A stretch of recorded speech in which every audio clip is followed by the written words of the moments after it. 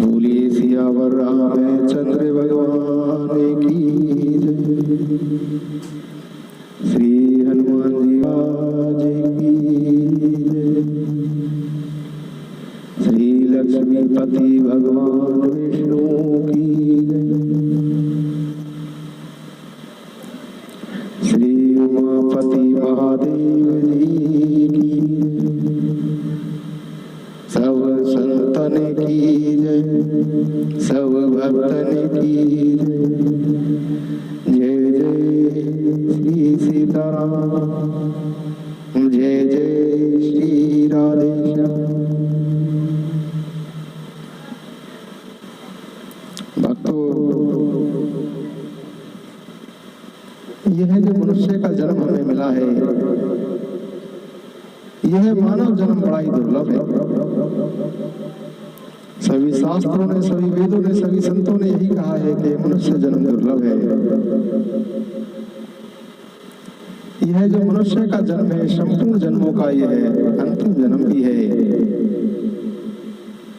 और प्रारंभिक जन्म भी है। ऐसा क्यों? क्योंकि इस मनुष्य जन्म में ही किए हुए कर्मों का फल स्वर्ग, नरक और मोक्ष की प्राप्ति कराता है। इस मनुष्य जन्म में ही किए हुए कर्मों का फल मनुष्य को 84 लाख योनियों में भोगना पड़ता है। इस मनुष्य जन्म में ही संपूर्ण जन्मों के लिए बीज बोए जाते हैं।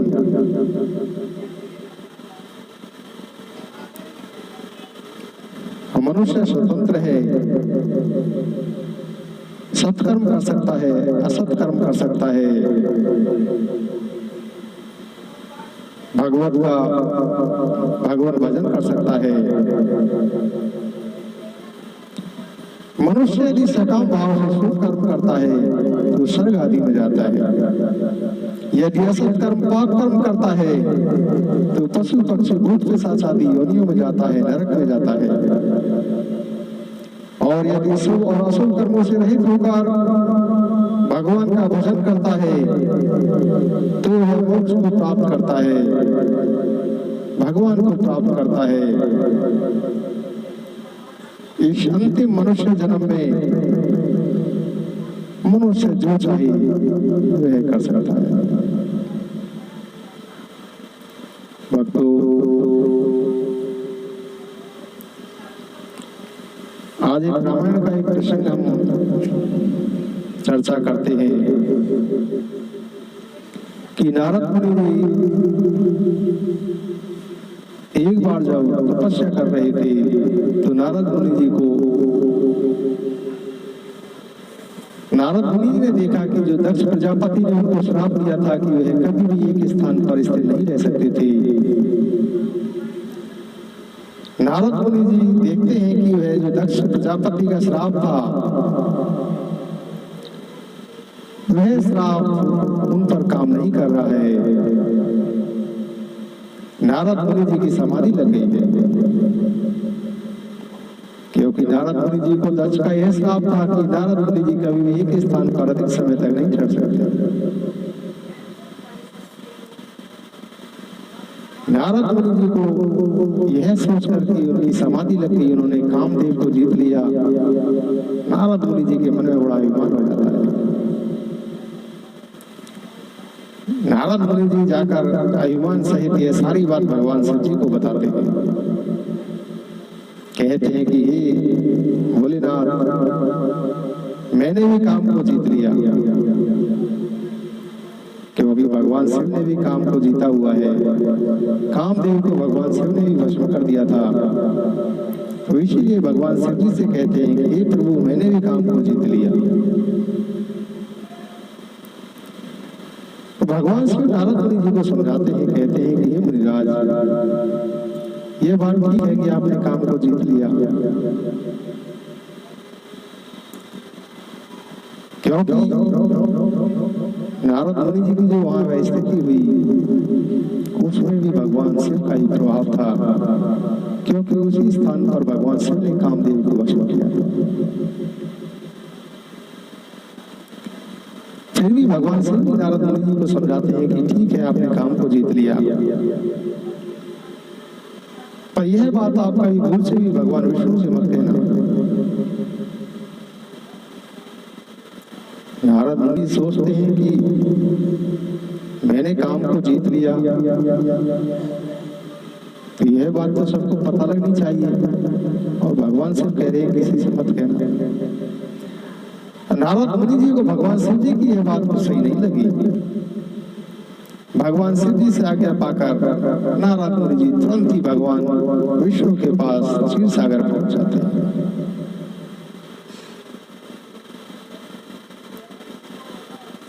नारद मुनि जी को देखकर भगवान विष्णु नारद मुनि जी का आदर सत्कार करते हुए पूछते हैं कि हे मुनिराज, बहुत दिन बाद पधारे हैं, इतने दिन आप कहाँ रहे? नारद मुनि जी अभिमान के साथ कहते हैं कि हे प्रभु, मैंने काम को जीत लिया।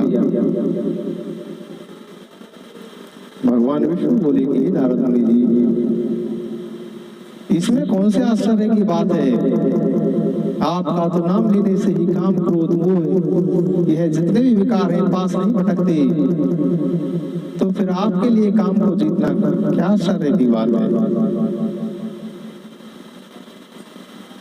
नारद मुनि जी अभिमान के साथ कहते हैं कि तू सब आपकी कृपा है, आपकी ही कृपा पात्र से, आपकी ही कृपा दृष्टि से मैंने काम को जीता है।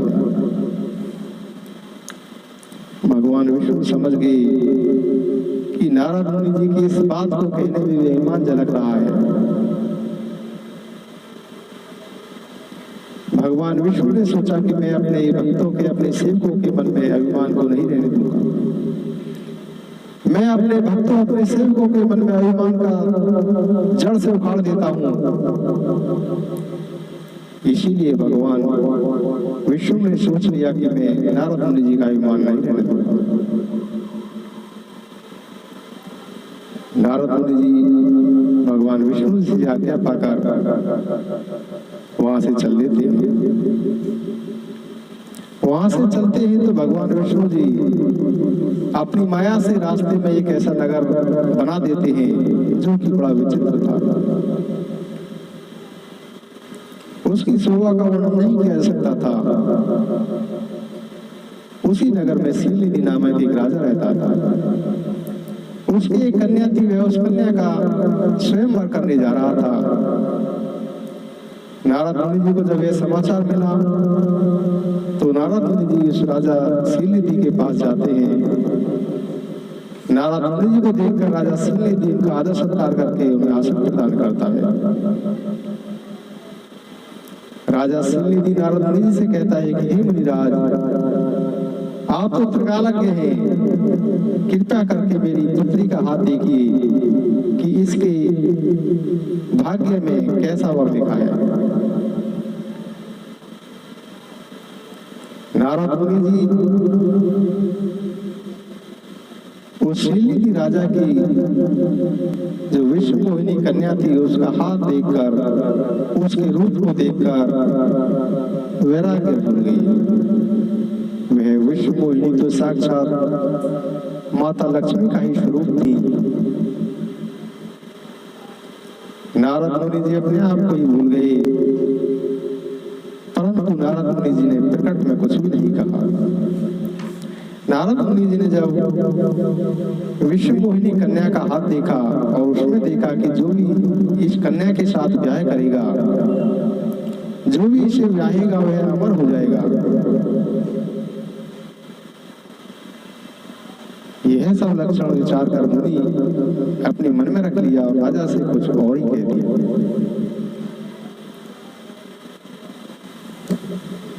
नारद मुनि जी वहां से चल देते हैं और मन में सोचने लगते हैं कि यदि इस कन्या के साथ मेरा विवाह हो जाए,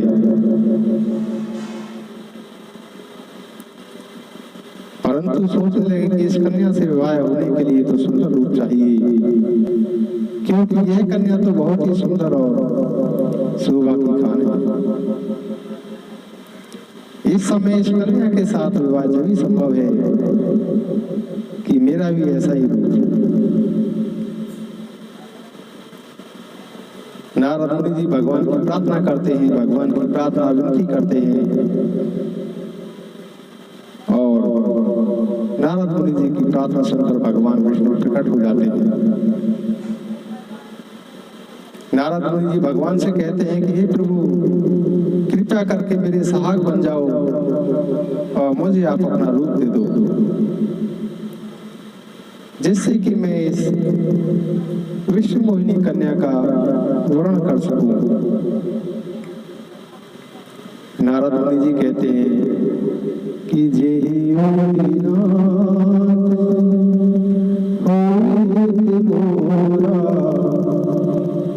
करहु शुभेगी दास में तोरा।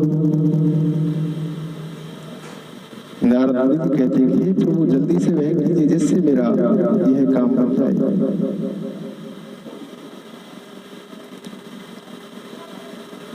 भगवान विष्णु बोले कि हे नारद जी, हम वही करेंगे जिससे कि आपका हित हो, हम दूसरा कुछ नहीं करेंगे। हे मुनि, यदि कोई रोगी को पथ्य मांगे तो क्या वैद्य क्या कभी उसे दे सकता है? इसीलिए हम वही करेंगे जिससे तुम्हारा हित हो। ऐसा कहकर के भगवान विष्णु अंतर ध्यान हो गए। भगवान की माया के वशीभूत होने के कारण नारद मुनि जी यह भी नहीं समझ सके भगवान की स्पष्ट वाणी को नहीं समझ सके और नारद मुनि जी स्वयंवर की तरफ चल देते हैं। नारद मुनि जी मन में बड़े ही प्रसन्न हो रहे हैं कि मैंने तो भगवान से सुंदर रूप ले लिया है, अब तो मेरा रूप बड़ा ही सुंदर है, विश्व मोहिनी कन्या अब तो मेरा ही वर्ण करेगी।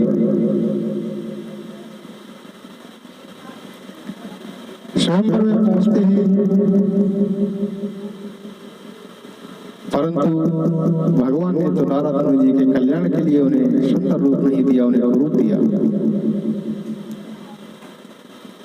परंतु इस चरित्र को और कोई नहीं जान सका, सभी ने तो नारद जी जानकारी उन्हें बढ़ा दिया। वहां पर जो शिव जी के दो गढ़वी बैठे हुए थे, वह यह सारा भेद जान गई। उन्हें यह जो प्रभु ने नारद मुनि जी को रूप दिया था, वह उसे देख रहे। नारद मुनि जी जिस पंक्ति में जाकर बैठे थे, वहीं पर भगवान शिव जी के दो गढ़वी बैठे थे। वह दोनों गण ब्राह्मण के वेश में होने के कारण कोई उन्हें पहचान नहीं सका। भगवान शिव जी के गण नारद जी को व्यंगपूर्वक कहते हैं कि भगवान ने तो आपको बहुत अच्छी सुंदरता दी है, कन्या तुम्हारे इस रूप को देखकर रीझ जाएगी और ही जानकर इन्हीं का वर्ण करेगी।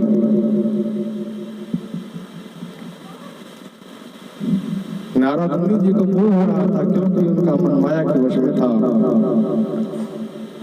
बुद्धि भ्रम के कारण वे उनकी बातों को अपनी प्रशंसा ही समझ रहे थे।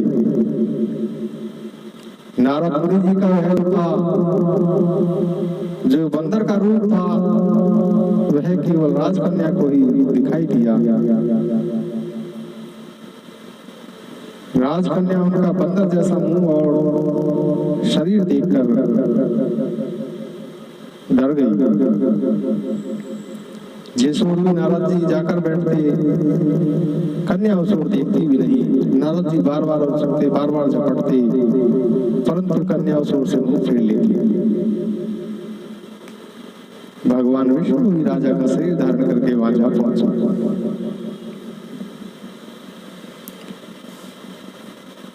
राजकुमारी विष्णु मोहिनी ने हर्षित होकर भगवान विष्णु के गले में जयमाला डाल दी और भगवान विष्णु विष्णु मोहिनी को लेकर अपने साथ चले गए। सारी राजमंडली निराश हो गई।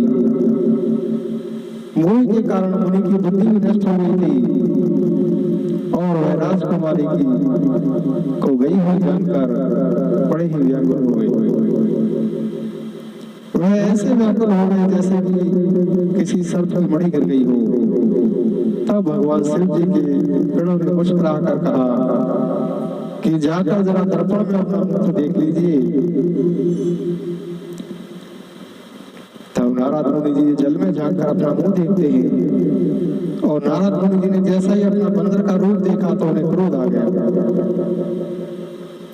उन्होंने तुरंत उन शिव जी के गणों को कठोर श्राप दे दिया कि तुम दोनों जाकर कपटी राक्षस बन जाओ। मुनि ने फिर दोबारा जल में मुंह देखा, तब तुरंत उनको असली रूप भाव प्राप्त हो गया। लेकिन फिर भी नारद के मन में संतोष नहीं हुआ। नारद मुनि जी तुरंत ही भगवान के पास चल दिए और जाते समय मन में सोच रहे थे कि जाकर या तो भगवान को श्राप दे दूंगा या अपने प्राण त्याग दूंगा। उन्होंने जगत में मेरी हंसी कराई है, इस प्रकार से सोचते हुए जा ही रहे थे कि भगवान श्री हरि नारद मुनि जी को रास्ते में ही मिल गए। साथ में माता लक्ष्मी भी थी, अर्थात वही राजकुमारी विष्णुमोहिनी थी। भगवान विष्णु ने नारद मुनि जी से मीठी वाणी में कहा कि हे मुनिराज, व्याकुल होकर कहाँ जा रहे हो? नारद मुनि जी ने जैसे ही भगवान विष्णु के है शब्द सुने, नारद मुनि जी और भी क्रोध में आ गए।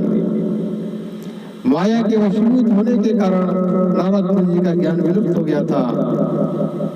नारद मुनि जी ने कहा कि तुम दूसरों के सुख और पता नहीं देख सकते, तुम्हारे भीतर ईर्ष्या और कपट बहुत भरी हुई है, सदा ही कपट का व्यवहार करते रहते हो। इस बार तुमने मुझे जैसे छेड़खानी की है, अपने किए हुए का फल तुम अवश्य ही भोगोगे। नारद मुनि जी तुरंत ही उनको श्राप देते हैं कि जिस शरीर को धारण करके तुमने मुझे ठगा है, तुम भी वही शरीर धारण करो, यह मेरा श्राप है। तुमने मेरा जैसा बंदर जैसा रूप बना दिया है, इससे बंदर ही तुम्हारी सहायता करेंगे, और जिस स्त्री को मैं चाहता था उससे मेरा वियोग कराकर तुमने मेरा अहित किया है, कि तुम भी स्त्री के वियोग में दुखी होगी। इस प्रकार नारद मुनि जी भगवान विष्णु को श्राप दिए थे।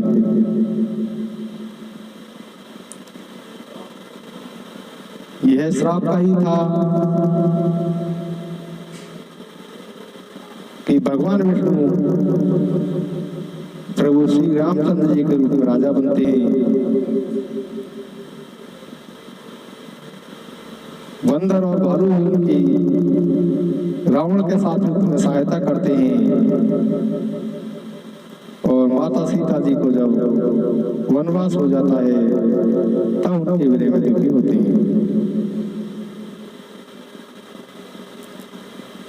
भगवान विष्णु ने नारद मुनि जी के श्राप को स्वीकार किया। हृदय में हर्षित होते हुए भगवान विष्णु जी ने नारद जी से विनती की और अपनी माया को तुरंत ही हटा दिया।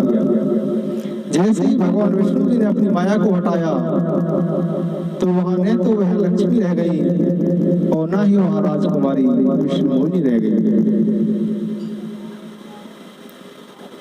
तब मुनि जी को अपने मन में बड़ा ही गिलानी हुई। नारद मुनि जी ने प्रभु श्री हरि के चरण पकड़ लिए और बोले कि हे नाथ, हे शरणागत को पकड़ने वाले, हे प्रभु मेरी रक्षा कीजिए। हे कृपालु, मेरा श्राप मिथ्या हो जाए, मेरा दिया हुआ श्राप झूठा हो जाए। इस पर भगवान ने कहा कि यह सब मेरी इच्छा से हुआ।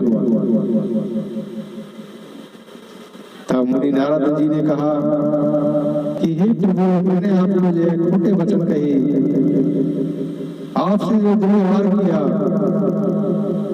यह मेरे पाप फिर कैसे कटेंगे? तब भगवान विष्णु बोले, जब हो जाई शंकर सतनामा,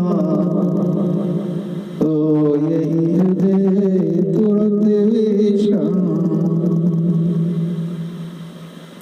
भगवान बोले कि आप जाकर शंकर जी के सतनाम का जप करो, इससे आपके हृदय को तुरंत ही शांति प्राप्त होगी। यहाँ पर भगवान विष्णु जी ने एक और गुप्त रहस्य बताया। कहते हैं कि शिव जी के समान मुझे कोई दूसरा प्रिय नहीं। कहते हैं कि जेहि पर कृपा ने करही पुरारी, सोने पावे मुनि भगति हमारी। जेहि पर कृपा ने करही पुरारी, सोने पावे मुनि भगति हमारी।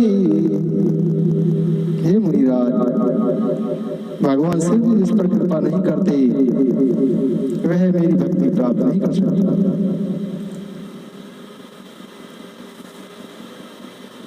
इस प्रकार से नारद मुनि जी भगवान प्रभु श्री रामचंद्र जी का गुणगान करते हुए ब्रह्मलोक को चले गए। हर गण हमने बेप्रेम मुनिराया, बड़े अपराधे कीने फल पाया। तब भगवान शिव जी के गण नारद मुनि जी के पास आते हैं, कहते हैं कि हे प्रभु, हमने बड़ा अपराध किया है जिसका फल हमने पा लिया। अब आप अपना श्राप दूर करने की कृपा कीजिए। नारद जी ने कहा कि ठीक है, मैंने ये श्राप दिया कि तुम दोनों राक्षस बनोगे। मैं उस श्राप को तो मिटा नहीं सकता, परंतु इतना जरूर कह सकता हूँ कि तुम्हें राक्षस होने के बाद भी महान ऐश्वर्य, तेज और बल की प्राप्ति होगी। तुम अपनी भुजाओं के बल से सारे विश्व को जीत लोगे। तब भगवान विष्णु मनुष्य का शरीर धारण करेंगे और युद्ध में ही श्री हरि के हाथ से तुम्हारी मृत्यु होगी, जिससे तुम्हारी मृत्यु हो जाएगी और फिर तुम संसार में जन्म नहीं लोगे।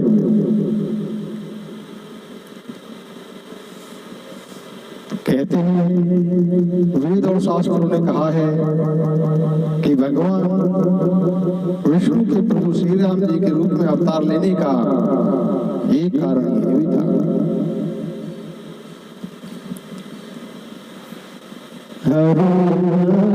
हरि कथा अनंता, कहि सुनहि बहुविधि सब संता। रामचंद्र के चरित सुहाई, कलप कोटि लग जाहि गाए। हरि अनंत हरि कथा अनंता, कहि सुनहि बहुविधि सब संता। भगवान अनंत है, उनका कोई पार नहीं पा सकता। भगवान की कथाएं भी अनंत है। सभी संत लोगों से अपने अपनी स्थिति के अनुसार, अपने अपने अनुभव के अनुसार कहते सुनते हैं, परंतु श्री रामचंद्र जी के सुंदर चरित्रों का करोड़ों कल्पों में भी गायन नहीं किया सकता। तब भगवान शिव माता पार्वती से कहते हैं कि हे पार्वती, मैंने जो नारद मुनि जी का प्रसंग तुम्हें इसलिए सुनाया कि जो नारद मुनि जैसे परम ज्ञानी को प्रभु की माया मोहित कर सकती है,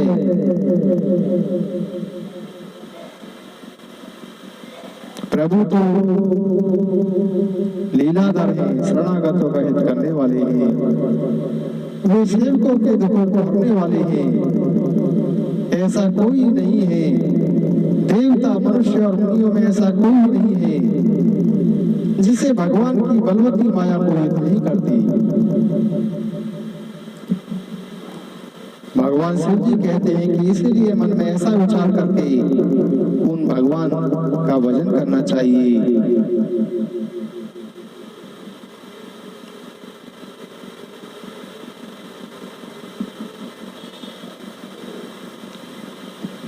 श्री राम